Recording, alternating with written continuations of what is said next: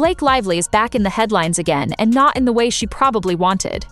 Just when it seemed like the entire Justin Baldoni lawsuit drama might finally be fading, her lawyer gave people an entirely new reason to keep talking. Combined with what the judge has been saying recently, it is becoming harder and harder to imagine Blake walking away from this with her career fully intact. What happened was simple on the surface but revealing in its effect. A reporter named Elsie approached Blake Lively's lawyer and asked a very direct question. She wanted to know whether the lawsuit had really been about standing up for women, as Blake's team had claimed from the beginning, or whether it was actually about money and the recovery of attorneys' fees under California Civil Code, Section 47.1. That question went straight to the center of everything. For months, Blake had been presented as a champion of workplace safety and women's rights. That was the narrative her team pushed over and over, so when someone finally asked whether this was about justice or cash, the expectation would have been a clear and confident response. Instead, her lawyer appeared to panic. She could not answer directly, stumbled into praise of the California law itself, offered an awkward non-answer, and then hurried away before any follow-up could be asked. The whole exchange was captured on camera, and it was one of the most revealing moments of the entire saga. When a lawyer cannot say plainly whether her client's lawsuit is about justice, that alone says a great deal. To understand why the question landed so forcefully, it helps to understand what California Civil Code Section 47.1 was actually meant to do.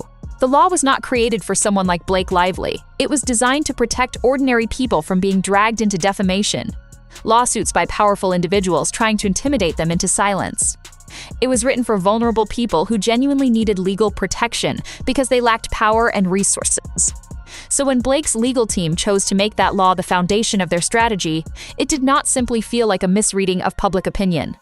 It looked like an attempt to turn a law designed to shield the powerless into a mechanism for funding massive celebrity legal fees. People noticed that immediately, and the optics were terrible. The situation became even messier because just days before trial was supposed to begin, Blake's team agreed to a secret settlement in which she essentially walked away with nothing meaningful. She dropped her primary claims, waived her right to appeal, and abandoned the Title VII retaliation case altogether. Then, within hours of signing those settlement papers, she appeared at the Met Gala, smiling on the red carpet in archival Versace with a custom train, behaving as though none of the preceding chaos had happened. For many people, that was the exact moment sympathy vanished.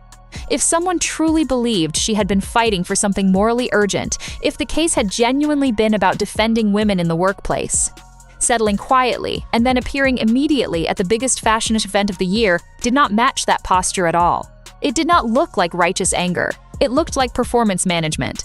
Then there was Victoria Burke, and her role in this story is impossible to ignore.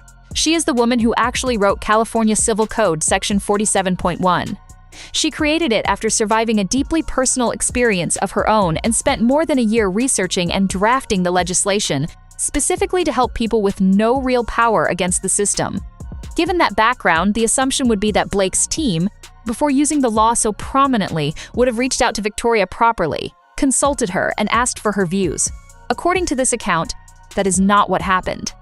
Instead, they sent a group email casually announcing that Blake was going to take the law national. There was no meaningful consultation, no respectful conversation, just a broad email that treated the work Victoria had poured herself into as though it were a branding slogan. Victoria was reportedly blindsided, and the situation worsened from there. Blake's lawyers then allegedly tried to rewrite the legislation behind her back by adding broad attorney protection provisions that Victoria had already opposed because she understood exactly where that sort of change could lead. In her view, they were trying to transform a law focused on protecting victims into something that would enrich lawyers. When she later appeared on Megyn Kelly's show, her frustration was unmistakable. She said openly that she did not want the judge to grant attorneys fees to Blake Lively. That was a devastating development for Blake's legal strategy. The person who created the law publicly stated that she did not want it used in this way. That is not a minor complication. That is the moral center of the legal argument collapsing in full public view. At the same time, the legal errors themselves began stacking up, and they were not small procedural mishaps. They were the kind of mistakes that make people wonder what exactly Blake's lawyers were doing. One of the most glaring problems was their decision to file claims under California Civil Code Section 51.9 for a film that had been shot entirely in New Jersey. California state law does not simply apply to conduct that happened in another state. That is not an obscure technical trap, that is basic law. The judge dismissed the claim, but before that issue was even properly addressed, Blake's team had already handed over her private communications in discovery. In other words, because her lawyers failed to catch an obvious jurisdiction problem early enough, Blake gave the opposing side access to highly personal material that might never have been exposed otherwise. Then came the breach of contract claim, which reportedly backfired just as badly. Blake's lawyers accused Wayfarer Studios of breaching the agreement, but the judge pointed out that Blake herself had taken a significant number of sick days and left the production early. In trying to accuse the studio, her team ended up exposing her to the same sort of allegation. What was meant to be an offensive move became a vulnerability. Outside the courtroom, the corporate consequences were also becoming visible. Kroger, one of her major retail partners, reportedly described the situation as leaving a negative taste, while other partners quietly signaled that they wanted the controversy to calm down because they wanted distance from the scandal. When all of these mistakes are placed side by side, the pattern becomes obvious. Filing under the wrong jurisdiction led to dismissal and gave the opposition a clear roadmap. Failing to resolve the jurisdiction issue before discovery meant giving away every private communication. Claiming breach of contract without fully considering Blake's own conduct opened the door to counter-arguments against her. Sending that casual group email to Victoria Burke turned the law's own author into a public critic. And dragging Taylor Swift's text messages into the legal fight damaged Blake's most valuable personal relationship in the industry. Each mistake did not merely stand alone. Each one made the next more damaging. The Taylor Swift dimension especially mattered because Blake's social position in Hollywood had reportedly depended heavily on that friendship. Being part of Taylor Swift's inner circle brought with it a kind of protective halo. The goodwill surrounding one of the most popular artists in the world naturally extended to the people around her. So when Justin Baldoni's lawyers subpoenaed communications involving Taylor, it was not just another legal maneuver. It struck directly at Blake's support structure. Taylor reportedly pulled back quietly, and suddenly Blake appeared to be standing alone in the middle of the controversy, still smiling at the Fenty show and the Met Gala while the base underneath her was beginning to crack. Victoria Burke also made another striking revelation. She said that when Blake's name was first raised in connection with the law, a friend left her a 7-minute voicemail warning her not to get involved. 7 minutes is not casual concern. That suggests someone understood very well what kind of storm was approaching. Victoria also said that she had met Blake and already had reservations. Later, when she spoke publicly against what was happening, she said she felt sick realizing that the law was being used as part of a public relations campaign.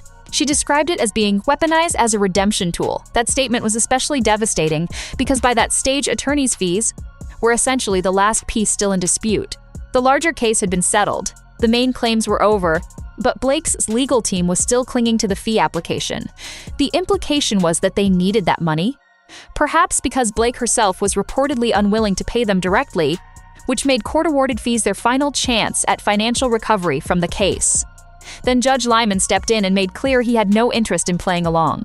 On May 28, 2026, he issued a new order setting a mandatory in-person hearing for June 1st, only days away, and required both sides to submit letter briefs on a sharply compressed schedule before oral argument. That kind of timetable is not normal.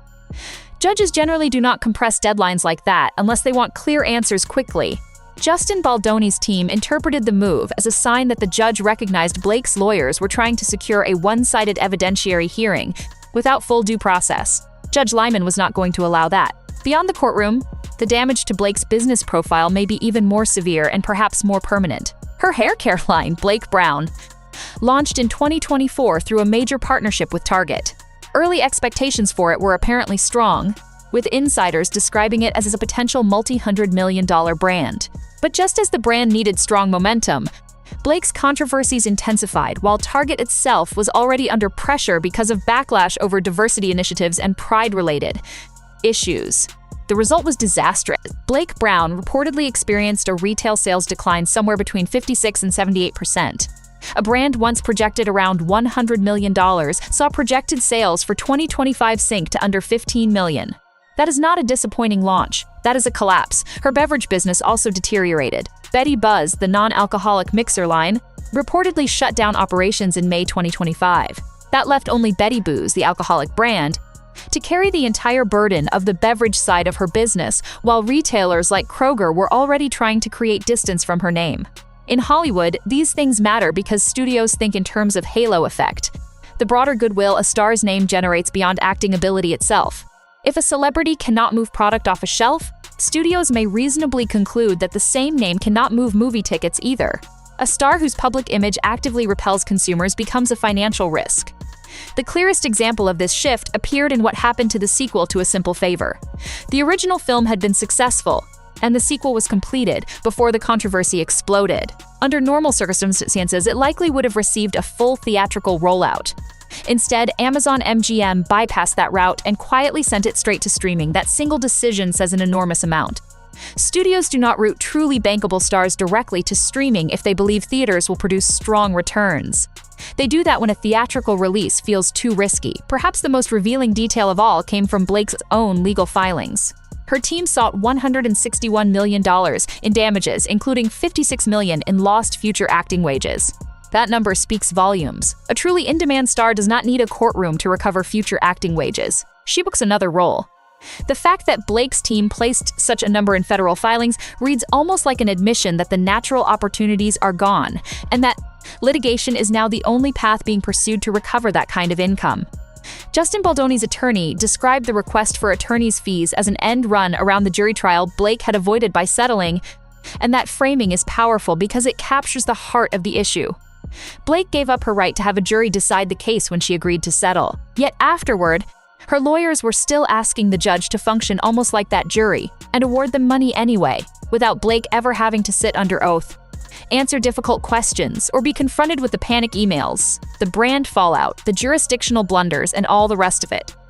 That is also why the settlement happened when it did. The moment Blake stepped into a courtroom as a witness, the entire dynamic would have changed.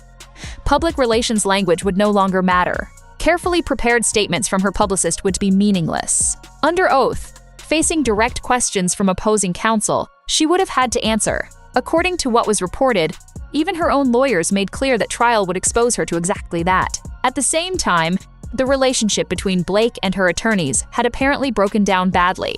She was said to be exploring a malpractice case against them, arguing that their poor strategy had severely damaged her brand and cost her enormous sums. But there was a problem. Those lawyers themselves reportedly had leverage. If she pushed toward trial or sued them, they could expose the most damaging claim of all, that the original allegations had been exaggerated. That left Blake trapped on both sides. Trial threatened public destruction. A move against her lawyers threatened a different kind of explosion. The secret settlement was the only available exit. She took it, received nothing substantial, dropped the claims, and then appeared at the Met Gala. Stepping back from Blake herself, there is a broader cost here. Victoria Burke spent more than a year writing legislation rooted in personal pain and intended to protect people with no voice. She then watched that law become, in her view, a celebrity vehicle for recovering legal fees. She felt like when she recognized what was happening. She never agreed to that role in the story. And the claim that Blake's lawyers tried to rewrite the legislation without her, adding protections she had specifically opposed, makes it look less like legal creativity and more like betrayal. There were also ordinary people protesting outside the courthouse who believed they were standing behind something meaningful. They believed they were supporting accountability in Hollywood and protection for workers. What they were actually supporting, according to this telling, turned out to be a private settlement aimed at protecting a celebrity's image and giving lawyers a chance to recover money. Those supporters will eventually understand that the Grand Crusade ended quietly behind closed doors while Blake was being fitted for one of the most photographed nights in fashion. In that sense, Blake Lively's career did not collapse because of one headline or one bad interview. It fell apart through a chain of choices, each worsening the next. It suffered when her lawyers applied California law to a New Jersey production, and in doing so handed over her private communications. It suffered when a victim protection law was used as a vehicle for fees and its own author publicly rejected that use. It suffered when Taylor Swift's name was pulled into discovery and the friendship that had buffered her from harsher industry consequences was damaged. It suffered when Betty Buzz shut down, when Blake Brown sales plunged, when Kroger and others tried to mute the negative noise, and when Amazon MGM quietly shifted her sequel away from theaters. It suffered completely when her own filings effectively admitted $56 million in lost future acting wages, because that number does not sound like negotiation, it sounds like confession. Judge Lyman's decision to accelerate the hearing carried meaning beyond the legal schedule itself. When a federal judge compresses timelines and demands in-person answers, studios, sponsors, and boardrooms notice. It signals that the strategy in question does not simply look weak, it looks opportunistic. And no red carpet appearance, no dress, and no smiling photograph can truly undo that once it is seen. What makes this case different from many celebrity scandals is the record. Most public controversies burn through the press cycle and fade. This one is laid out in federal documents. The jurisdictional errors, the discovery problems, the contract exposure, the communications involving Victoria Burke, all of it sits in court records. Blake cannot rewrite those filings. She cannot rebrand what her own lawyers submitted under oath. California Civil Code Section 47.1 will continue beyond this case. Victoria Burke's legislation will still protect the people it was always to protect. The law itself is not what has been discredited. What has been damaged is the credibility of the people who tried to use it as something it was never designed to be. So when people now ask whether Blake Lively can recover, the deeper problem may be that the real recovery window has already passed. For that to have happened, she would have needed enough goodwill to withstand the storm. She would have needed brand partnerships to remain solid, studios to stay confident, and the public story to remain manageable. None of that is true anymore. The partnerships weakened or collapsed. The studios downgraded her. And the public watched her lawyer struggle and retreat from the simplest question of all, whether this was about justice or money, and they drew their own conclusions. That moment outside court went viral because it confirmed what many had already begun to suspect. This was never really about justice. It was about controlling a narrative, recovering legal costs, and trying to protect a brand already in freefall. Once people see that clearly, it becomes almost impossible to reverse. The real question now is not whether Blake Lively's career survives in its old form. It is whether victim protection laws are strengthened, so that this sort of misuse becomes harder in the future, and whether other celebrities watching all of this learn the correct lesson. The wrong lesson would be that Blake simply went too far in public. The right lesson is far more basic and far more lasting. Courtroom documents record everything, and in the end, everything comes out.